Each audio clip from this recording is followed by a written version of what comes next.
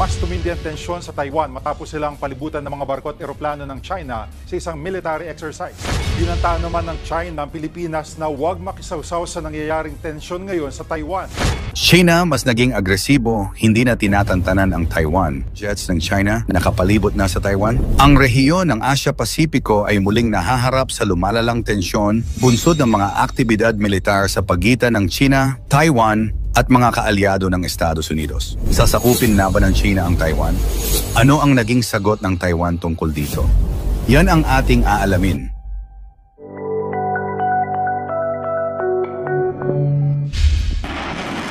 Mainit ang Taiwan sa mga oras na ito. Pinapalibutan sila ng mga eroplano at barkong pandigma ng China na tila pumuposisyon para lumusob. Ang Taiwan malapit lang sa Pilipinas, partikular sa Northern Luzon. Kaya naman, ang Armed Forces of the Philippines nakamonitor at naghahanda sa mga posibleng mangyari. Start planning for actions in case there is an invasion of Taiwan. If something happens to Taiwan, inevitably, we will be involved. Babala naman ng China sa Pilipinas, huwag daw tayong makisawsaw sa isyu ng Taiwan. Tila nagbabanta pa ang tono ng China sa pagsasabing ang sinumang nakikipaglaro sa apoy ay masusunog. Buwelta naman ng Malacanang, wala tayong balak makialam, pero ibang usapan kung madadamay tayo. Lalo't mahigit 250,000 OFW sa Taiwan ang madadamay kapag nagkagera. We're not saying when that invasion will take place, whether it will take place at all, pero importante sa atin na hindi tayo natutulog sa pansitan. Sa kabila ng pagbabawal sa atin ng China na makialam sa isyu nila sa Taiwan, wala namang patumanggang nakikialam man China sa pagbili natin ng fighter jets sa Amerika. Anila, palalalain lang daw nito ang tensyon sa rehiyon. Tila may pinupuntirya raw ang Pilipinas sa balak nating bumili ng mga armas. Tinabla naman yan ng Malacanang. Layunin lang daw ng pagbili ng mga fighter jet ay ang depensahan ang ating mga teritoryo. That is not for any specific target or state. That is for our defensive posture. Pumalag din si Senate President Chis Escudero sa pakikialam ng China sa modernization program ng ating militar. Ang Chinese People's Liberation Army, PLA, ay nagpahayag na ang kanilang kilos ay para lamang sa pagtatanggol ng soberanya at integridad ng teritoryo. Ngunit ang tanong ng marami, bakit ngayon? At bakit ganito kalaki ang kilos militar ng China? Ang estratehiya ng China ay maaaring masabing two-pronged approach. Una, pagpapakita ng lakas upang palakasin ang kontrol nito sa rehiyon. Ikalawa, pagpapadala ng mensahe sa pandaigdigang entablado na handa itong ipaglaban ang sarili nitong interpretasyon ng soberanya. Ngunit ang tanong, sasapit ba ito sa aktwal na sagupaan? Maaaring hindi agad, ngunit ang pagpapakita ng lakas na ito ay sapat na upang magdulot ng kaba sa mga kalapit bansa. Lalo na kung isa sa alang-alang ang posibilidad ng pagsuporta ng US sa Taiwan. Kung sakaling magpatuloy ang ganitong tension, may malaking panganib ng pagkakaroon ng hindi sinasadyang insidente. Ang pagkakaroon ng China ng mga barkong pandigma at sasakyang panghimpapawid sa Taiwan ay posibleng magdulot ng aksidente na maaring mag-escalate pa sa isang mas malaking sagupaan. Ang ganitong senaryo ay maaring maapektuhan hindi lamang ang ekonomiya, kundi lalo na ang seguridad ng rehiyon.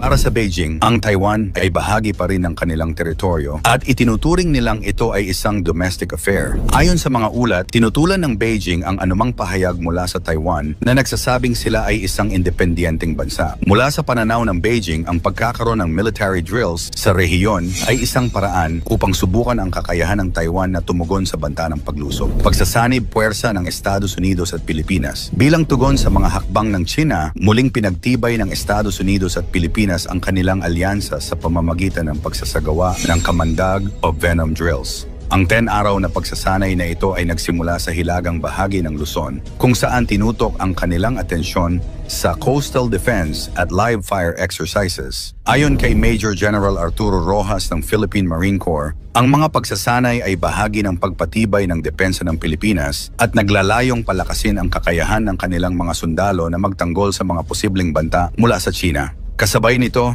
Ipinahayag ni Cato Stewart Glenn ng US Marines na ang pagsasanay na ito ay bahagi ng kanilang estratehiya upang matiyak na handa ang kanilang puwersa sa anumang contingency sa rehiyon. Bagamat itinuturing itong bahagi ng regular na pagsasanay, hindi maikakaila na ang timing ng mga drills ay isang tugon sa agresibong hakbang ng China. Bukod sa Pilipinas, sumali rin sa mga pagsasanay ang ilang tropa mula sa Australia, Britannia, Japan at South Korea na nagpakita ng suporta sa layunin ng rehiyon na mapanatili ang kapayapaan at katatagan. Pananaw ng iba pang bansa sa rehiyon. Habang patuloy na umiinit ang sitwasyon sa pagitan ng China at Taiwan, patuloy na nagmamasid ang Japan sa mga hakbang ng China. Ayon sa Japanese Maritime Self-Defense Force, naitala nila ang presensya ng Chinese aircraft carrier na CNS Liaoning malapit sa kanilang teritoryo. Ang Liaoning, kasama ng iba pang warships ng PLA Navy, ay nagsagawa ng operasyon malapit sa Yonaguni Island na isang senyales ng pagpapalakas ng puwersa ng China sa karagatan sa paligid ng Japan. Bilang tugon, nagpadala rin ang Japan ng mga fighter aircraft upang subaybayan ang galaw ng China sa rehiyon. Ayon sa kanilang pamahalaan, patuloy nilang babantayan ang aktibidad ng PLA Navy sa rehiyon bilang bahagi ng kanilang pagtugon sa mga pagbabanta sa seguridad. Para sa Japan, ang kanilang pagpapakita ng puwersa ay isang mahalagang hakbang upang maipakita ang kanilang determination sa pagprotekta sa kanilang teritoryo at karagatan. Diplomasya sa gitna ng tensyon. Habang nagpapatuloy ang pagpapakita ng puwersa, patuloy ding isinusulong ng mga bansa ang diplomasya upang maiwasan ang mas malalang sitwasyon. Sa isang pahayag mula sa US State Department, nanawagan sila sa China na iwasan ang mga aksyon na maaaring magdulot ng mas matinding tensyon sa rehiyon. Ayon sa Estados Unidos, patuloy silang maninindigan sa kanilang One China policy, ngunit hindi nila pababayaan ang Taiwan sa oras ng pangangailangan. Ipinahayag ng mga opisyal ng US na ang kanilang alyansa sa rehiyon ay nananatiling matatag